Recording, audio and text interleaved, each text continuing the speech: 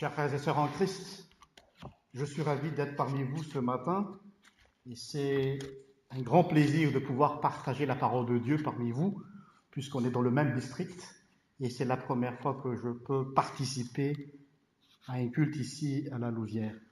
C'est vrai qu'on a déjà prié tout à l'heure, mais permettez-moi si on va encore prier. Prions.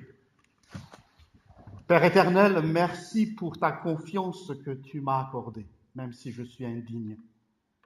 Oui, Seigneur, je suis pas digne de porter ta parole puisqu'il y en a tellement qui sont plus intelligents, plus conformes à cette parole, mais tu m'as désigné. Et je l'ai accepté avec humilité. Place ta parole sur mes lèvres et donne-nous cette vérité qui nous rend vivants. Amen. La méditation de ce matin, nous allons tirer d'un texte dans le livre des Actes des Apôtres, chapitre 1, verset 15 à 26. J'ai un souci ici, ma Bible, l'Acte du chapitre 1, on me l'a enlevé. Je vais prendre une autre Bible. Vous en avez ici?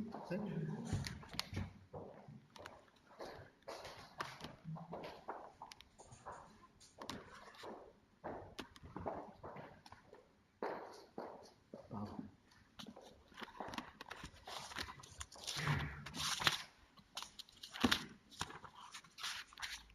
Actes des Apôtres, chapitre 1, versets 15 à 26. Au nom de Jésus. En ces jours-là, Pierre se leva au milieu des frères, le nombre des personnes réunies étant environ 120. Et il dit: Hommes, frères, il fallait que s'accomplisse ce que le Saint-Esprit dans l'Écriture a annoncé d'avance, par la bouche de David au sujet de Judas, qui a été le guide de ceux qui ont saisi Jésus. Il était compté parmi nous et il avait part au même ministère. Cet homme, ayant acquis un champ avec le salaire du crime, est tombé, s'est rompu par le milieu du corps, et toutes ses entrailles se sont répandues. La chose a été si connue de tous les habitants de Jérusalem que ce champ a été appelé dans leur langue Hakeldama, c'est-à-dire champ du sang. Or, il est écrit dans le livre des psaumes que sa demeure devienne déserte et que personne ne l'habite, et qu'un autre prenne sa charge. Il faut donc, parmi ceux qui ont accompagné tout le temps que le Seigneur Jésus a vécu avec nous, depuis le baptême de Jean jusqu'au jour où il a été enlevé, du milieu de nous, il y en ait un qui nous soit associé comme témoin de sa résurrection. Ils en présentèrent deux, Joseph appelé Barsabas, surnommé Justus, et Matthias. Puis ils firent cette prière: Seigneur, toi qui connais les cœurs de tous, désigne lequel de ces deux tu as choisi, afin qu'il ait part à ce ministère et à cet apostolat, que Judas a abandonné pour aller en son lieu. Ils tirèrent au sort, et le sort tomba sur Matthias, qui fut associé aux 11 apôtres. Amen. On m'avait dit que les prédicateurs ici chez vous sont libres de choisir les textes qu'ils souhaitent pour la prédication. Alors je me suis permis de continuer ma pratique liturgique à Namur en suivant le lectionnaire œcuménique. Ensuite, je me suis aussi imposé moi-même, depuis toujours, une discipline dans le choix des textes à prêcher pour ne pas tomber dans l'arbitraire. C'est très dangereux pour un prédicateur de choisir un texte. Quelle est la motivation du choix du texte? Alors, je me suis imposé une discipline, je fais une tournante entre les 3 lectures. Un dimanche, je prêche sur l'Ancien Testament, le dimanche suivant sur l'épître et ensuite l'évangile et ainsi de suite. Et pour aujourd'hui, je tombe sur le premier texte puisque la dernière fois j'ai prêché sur le troisième à Namur. Alors à ma grande surprise, quand j'ai lu ce texte que nous avons ce matin, je me suis dit, oulala, c'est quoi ça?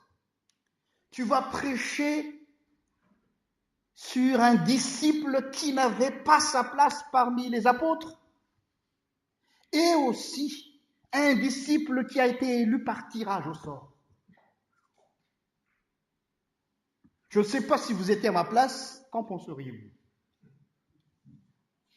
Mais, puisque le texte est inspiré, je trouve que ce genre de texte nous enrichit et nous pousse encore à explorer les textes bibliques que nous n'avons pas l'habitude de méditer. Souvent, on y va dans les textes que nous aimions.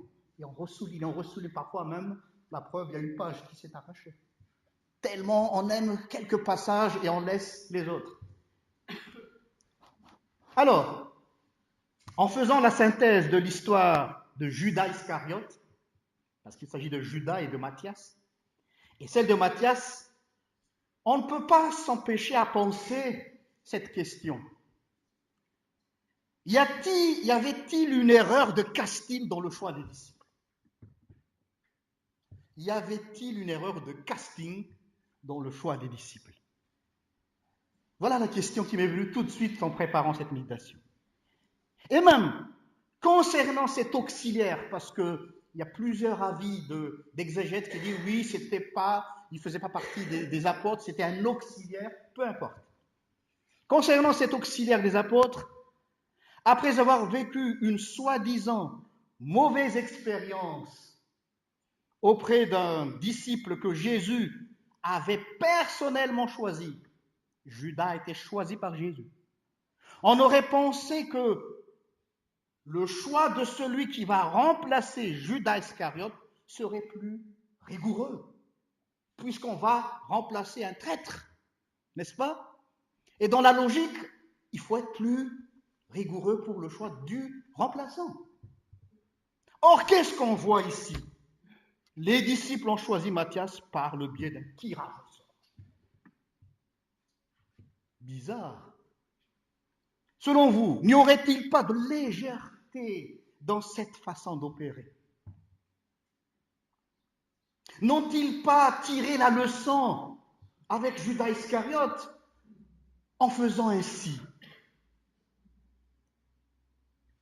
Mais pour répondre à cette question, je vais vous emmener un peu plus loin dans l'Ancien Testament pour avoir une idée là-dessus.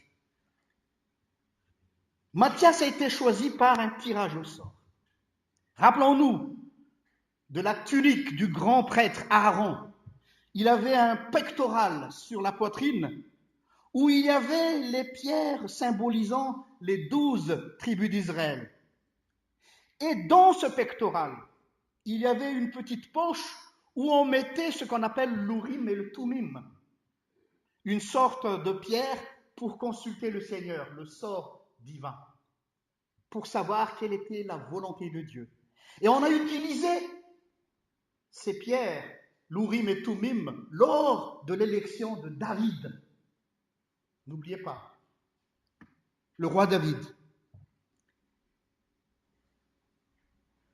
Et ce qui est très important, c'est que ces deux pierres, Urim et Thummim, on les plaçait juste devant le cœur du grand prêtre.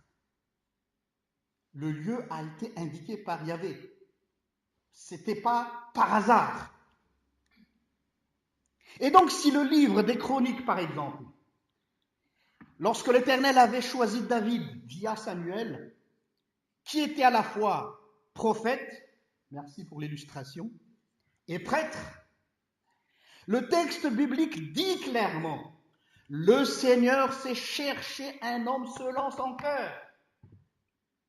Cette phrase va dans les deux sens, au sens propre, l'Urim et Thummim, qui était face au cœur du grand prêtre, donnait son avis.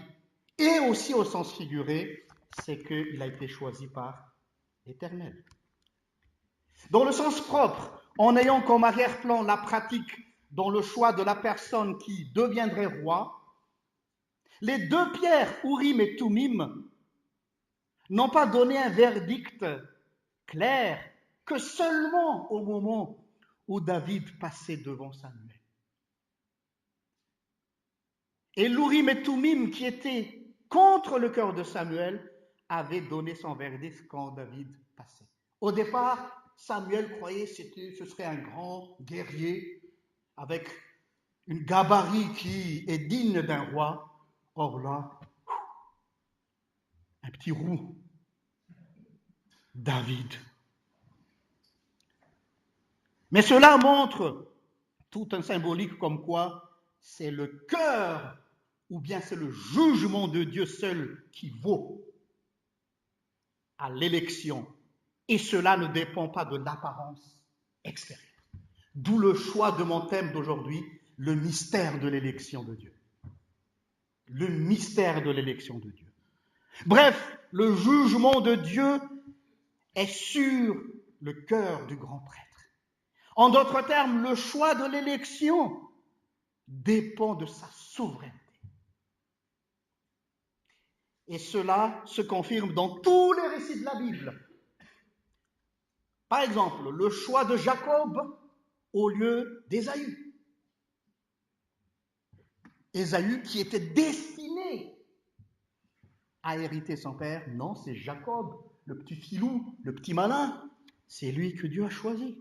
Bizarre comme choix. Ensuite, rappelez-vous aussi le choix d'Éphraïm et non Manassé. Quand Jacob a donné sa bénédiction, au lieu de donner sa main gauche, droite sur les deux fils, il a permuté ses mains. Et c'est Éphraïm, le cadet, qui a reçu l'héritage. Étonnant comme choix. Et ici, le choix de Matthias et non Judas Iscariote. Ainsi de suite. Et vous savez tous aussi, enfin, le choix de Paul, celui qui était l'ennemi farouche du Christ, qui a versé le sang de les frères et sœurs en Christ, mais que Dieu a choisi comme instrument. Voilà le mystère de l'élection de Dieu. L'élection nous rend humbles devant lui. Elle ne nous permet pas d'avoir l'orgueil, car cela ne tiendrait même pas la route. Je me rappelle, comme je suis présenté devant la commission des ministères de l'EPUB, pourquoi es-tu devenu pasteur? Je lui ai répondu, je ne sais pas. C'est vrai que c'est une réponse qui ne suffit pas à la commission parce qu'il faut argumenter et je suis là pour défendre ma candidature, n'est-ce pas? Mais je dis, je ne sais pas pourquoi il m'a choisi. Pourtant, il y a meilleur que moi. Mais je ne sais pas. Il est tombé sur moi. C'est tout. Mais moi, je suis étonné. Pourquoi moi? Et si on nous pose cette question, pourquoi Dieu t'a choisi? Tu n'auras pas de réponse à cette question-là.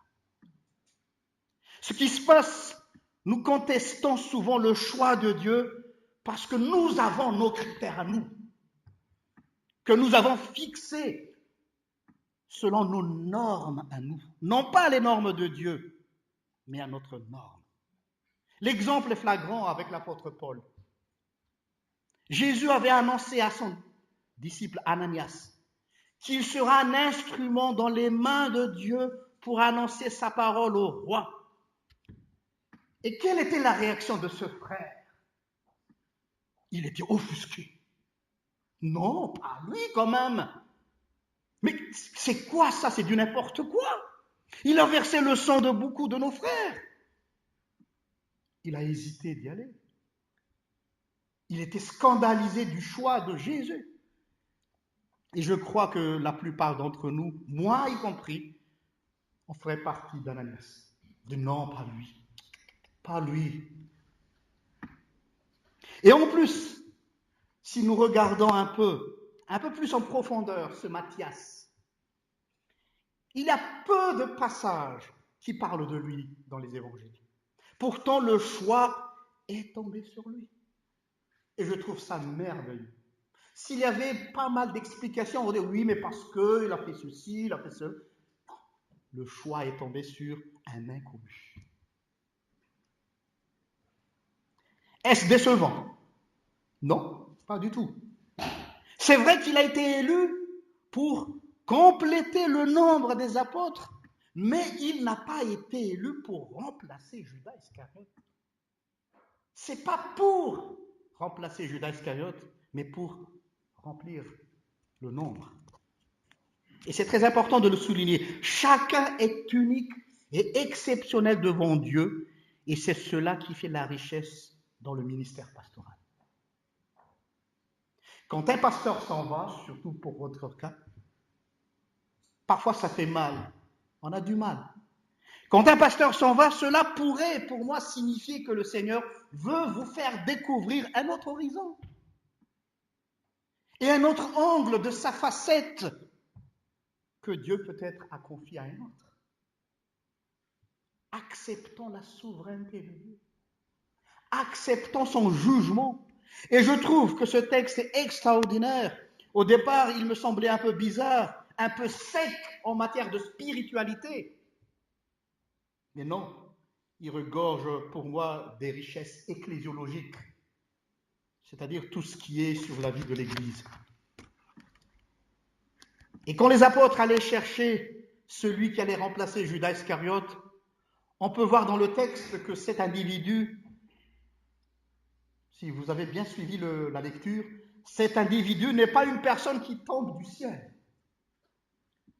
Il fait déjà partie de la communauté, puisque c'est la communauté qui a proposé les deux candidats. Ce n'étaient pas des étrangers. On n'allait pas chercher quelqu'un qui venait d'une autre région. Il faisait partie de la communauté. Et ces candidats-là, ils remplissaient un peu les critères, entre guillemets, fixés par la communauté, versets 21-22, qui étaient témoins de la résurrection. Depuis le baptême de Jésus avec Jean-Baptiste au Jourdain, jusqu'à sa résurrection. Ce n'est pas n'importe lequel. Et ça, c'est très important. Un apôtre, c'est celui qui est témoin de la résurrection. Celui qui a vu le Christ ressuscité. Et je réitère ce que j'ai dit. Ce texte est précieux pour la vie d'une église. Qu'est-ce qui se passe dans la plupart des communautés aujourd'hui au sein de notre église, Église protestante unie de Belgique? C'est le manque de personnes qui s'engagent à prendre des responsabilités dans une communauté. Le problème aujourd'hui, c'est que la mentalité du monde a aussi atteint la vie de l'Église. On vient dans une communauté, on vient dans une église pour se faire du bien, c'est tout. Je vais aller au culte pour me faire du bien. Oh, je me sens bien après le culte. C'était bien la louange, c'était bien la parole, et ça s'arrête là. Ça, c'est une communauté qui ne vit pas. Je suis désolé. C'est quelque chose qui ronge les communautés sans le savoir. Nous devenons des consommateurs, comme tout le monde qui vont au supermarché. Ah, qu'est-ce qui me convient aujourd'hui? Ah oui, j'aimerais y aller aujourd'hui parce que ça me convient. De l'autre dimanche, non, pas. Vous voyez? C'est un peu comme quelqu'un qui choisit aujourd'hui, je vais aller chez Carrefour, demain je vais aller chez Deleuze, après demain je vais aller chez Aldi. Voilà. C'est un peu ça le chrétien d'aujourd'hui. C'est un consommateur. C'est quelque chose qui est sournois. C'est vrai que c'est déjà positif qu'ils viennent au culte, mais il faut évoluer. Parce que quelqu'un qui a passé des années dans une communauté et qui n'a pas du tout évolué en matière de service, je dis bien de service, mais pas de foi, laisse à réfléchir. Si tu es déjà présent dans cette communauté depuis 20 ans et que tu étais le même 20 ans passés, sans un engagement, point d'interrogation. Alors ici, le texte nous donne une indication. Comme Matthias, il était avec les disciples depuis que Jésus était encore dans son ministère. Il faisait aussi partie des témoins de la résurrection et qu'après tout ce temps, il est venu pour lui de servir ses frères et ses sœurs. C'est compréhensible que les gens ne veuillent pas servir. C'est humain. Parce qu'on se met dans une place pas trop confortable quand on se met devant, quand on sert. Lorsqu'on est un simple sympathisant, on est plus ou moins en sécurité, n'est-ce pas? Personne ne nous va agresser. Tout le monde doit me servir. Mais une fois quand on se lance dans le ministère, on s'expose et on se sent un peu en danger. Et ça, on ne le veut pas. Alors, ne soyons pas trop calculateurs comme Judas. Ne soyons pas trop calculateurs comme Judas Iscariote. Il a été pris par son propre piège. Et une petite mise en garde que le texte nous donne ici pour dire aussi qu'il y a pas mal de gens qui sont dans le service, mais quelle est sa motivation derrière ce service? Ça aussi, c'est une question qui se pose. Parfois, ce n'est pas clair, la motivation. Mais tôt ou tard, cette motivation va être dévoilée. Ça va se savoir. Est-ce que tu le fais parce que tu as reçu et que tu donnes par la suite? Ou tu le fais pour recevoir quelque chose de Dieu? Alors là, tu deviens un mercenaire. Tu deviens comme le frère aîné dans l'histoire du fils prodigue. Ça fait des années que je te sers, Père, dans ta maison. Tu ne m'as même pas donné une seule vache. Ça, c'est l'esprit d'un serviteur mercenaire. Il ne se comportait pas en fils héritier, mais en serviteur. Es-tu héritier du royaume de Dieu ou es-tu un mercenaire?